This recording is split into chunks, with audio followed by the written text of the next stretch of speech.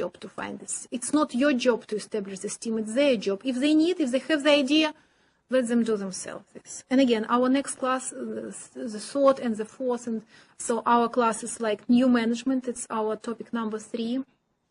And knowledge management and talent management, it's topic number 4. And social capital is topic number 5. It's all how to implement this. Be attentive to the people who behave differently, and I talked about this, and be open to any information. Appreciate most the information you don't like. Anyway, if you even don't agree, say thank you very much, I will think about this, and only after this decide if it's a case of time to change, or it's case just, information is just nonsense. Just make your choice after you accept this information. From people inside, from people related to your organization. Special functions of alpha male, of the leader. Alpha male or queen bee are something special, as I told. It means that we must define our core competency. And the question, what is special about you? We must have the answer. What is special about your boss, by the way? Is he able to do something what other people are not able to do? So, if you want to be a boss who people don't even question this, don't question these functions, this role, find your own core competency. Be better, special, something what people really need, and they don't have if they don't have you. And your role, kind of not just function, but your role, what kind of you present your role in the system, also must be established at least for yourself.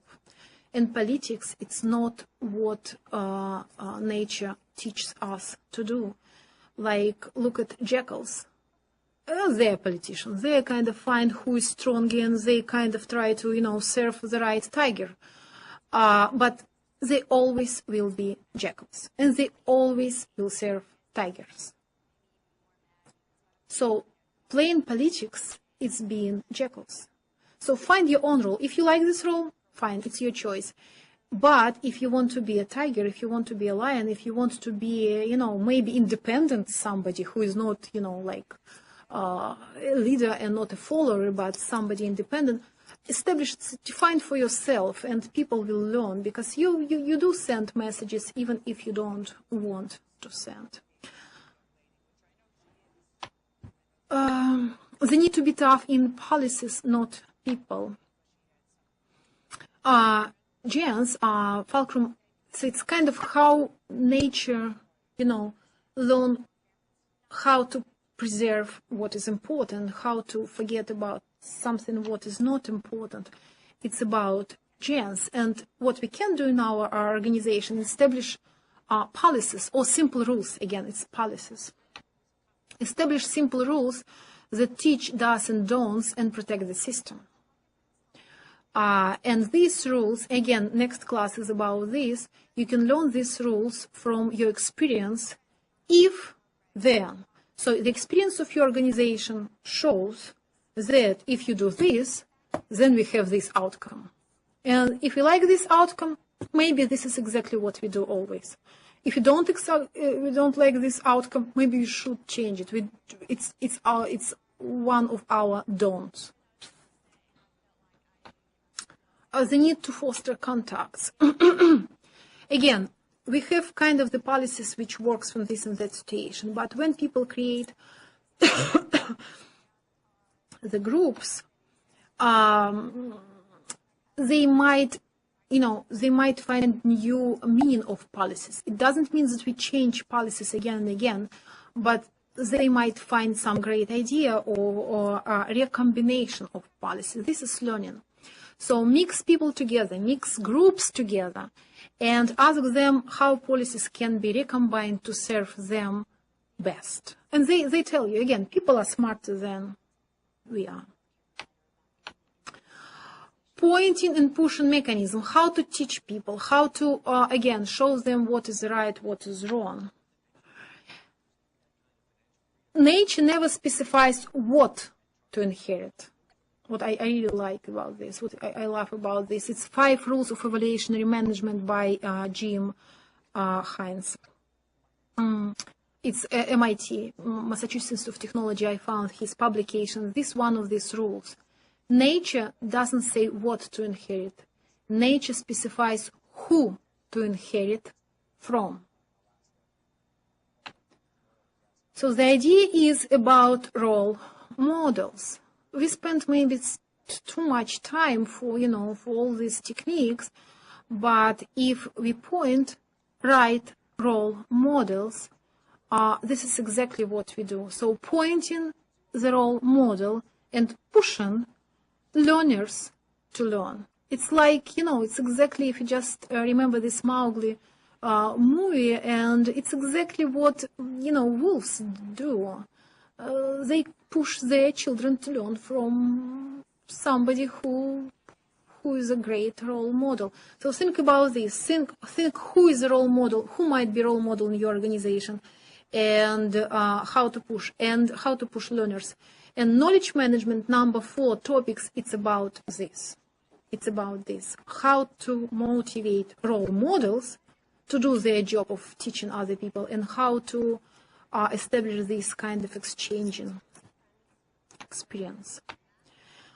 Getting what you want, the need of directions. So we remember about self-interest of the members. This is the reality. We can like it, we cannot like it, we can just say about, about the society. It's true because society is more convenient for people.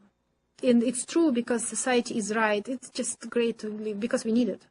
Not because we have to, because we need it. So people want to live in this, and they have their own interest, and they learn how to get their own interest. Let's say promotion success, like promotions, like one of the examples of success. In A, B, C, and D, their companies. And if one learned that to get success in this organization, to be promoted, it's necessary to have a particular personality type, the ability to play politics, or even the ability to lie. And if this one learned this, this is exactly the way he will do this. So if you want, you want to establish the direction of success, choose what exactly is valuable for your society and reward for this.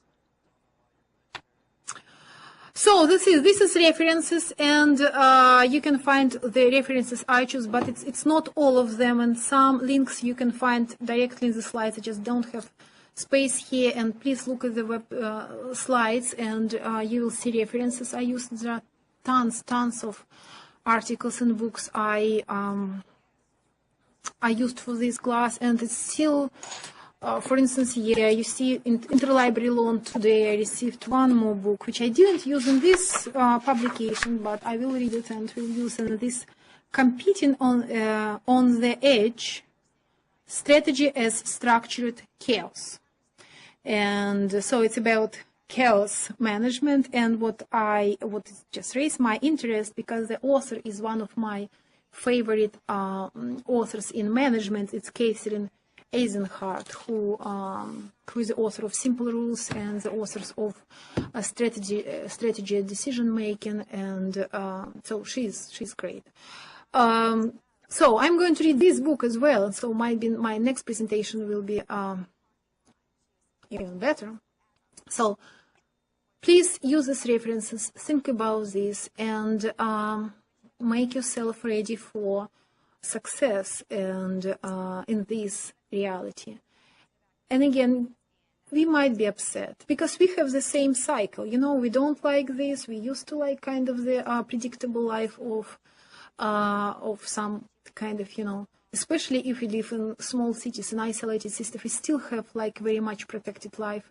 But globalization, all these changes, it's coming. It's coming for everybody, even if you live in some remote villages. It's coming everywhere. So we have to be prepared. And what I learned in my life, and my life was very many different changes, all this moving from country to country to, it's just